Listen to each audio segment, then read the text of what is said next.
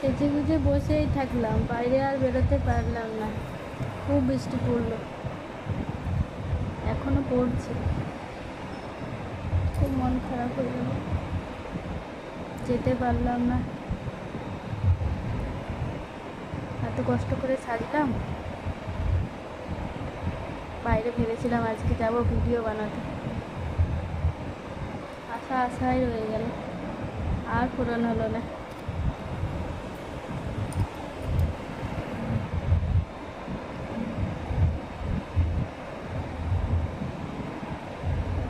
কেউ ভালো চায় না আমার, ভগবানও আমার সাথে